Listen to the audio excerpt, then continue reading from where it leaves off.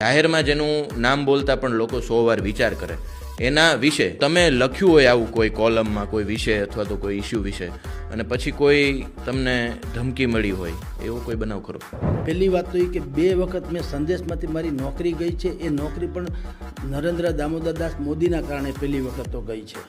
એક આર્ટિકલ મેં લખેલો કે ભાઈ તમે નેનો કંપનીને અહીંયા લઈ આવ્યા ગુજરાતમાં, એમાં તમે જે વસ્તુ એને આપી નેનોને એટલે ટાટા કંપનીને, જમીન, બાકીની લોન, એટલા 99 વર્ષના પટ્ટે ફલાણું ને લાઇટ ઇત્યાદિ કરી દેવાનું, પણ એટલા માટે લખ્યું હતું કે બરાબર એ જ સમયે આપણે અહીં મોરબીના કોર્પેટ કંપનીના ઓધોજીભાઈ એ લોકોના પરિવારજનોએ રાજકોટમાં પ્રેસ કોન્ફરન્સ કરી હતી અને કોન્ફરન્સમાં એમ કીધું કે જો સરકાર જે રીતે ટાટા નેનોને ફેસિલિટીઝ આપી એટલી જો અમને આપે તો હું ઘરે ઘરે ગામડામાં જેમ ગાય બાંધી હોય એવી રીતના હું કાર બાંધી દઉં, લોન વગેરે ઇત્યાદિથી. ઈ વાત અને આ ટાટા નેનોને જે ફેસિલિટી આપી એ વાત, એ બેને સાંકળીને મેં ઓન ધ સ્પોટ લખ્યું કે ભાઈ ઘરના છોકરા ઘંટી ચાકે ઉપાધ્યાયને આટો ટાટા વાળા છે એમાં કઈ આપણા જ છે, પણ આ આપણો ઘરનો હાવ અહીંનો દેહી વાળા માણસ છે મોરબીના, તો ટાટા વાળાને તમે આપ્યું એ તો ઠીક છે, તમે ઇન્ટરનેશનલ લેવલે તમારું નામ થઈ ગયું ભાઈ જો એવડા મોટા ઉદ્યોગપતિએ મારા એક ટ્વીટ ₹1 ફોન માત્રથી,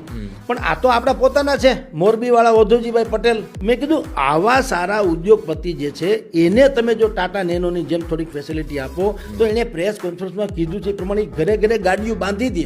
એ આર્ટિકલ મેં લખ્યો એટલે પછી એને થોડુંક લાગી આવ્યું હોય નરેન્દ્ર મોદીને. એણે અમારા એક સિનિયર પત્રકારને કીધું, સિનિયર પત્રકારે જ્યાં વાત પકડવાની હતી ત્યાં પહોંચી અમારો તથાકથિત રીતે ખુલાસો પૂછવામાં આવ્યો અને અમને ખીજાવવામાં આવ્યું વગેરે વગેરે, એટલે થોડુંક વધારે લાગી આવ્યું. એટલે મેં કીધું ભાઈ માફ કરો, આપણે કંઈ ધંધો કરવો નથી, નોકરીમાંથી એ કે એને કાઢવો તને, મારે નીકળવું તેના જેવું. પછી હું અહીંયા રાજકોટમાં આવ્યો, તંત્રી તરીકે થયો.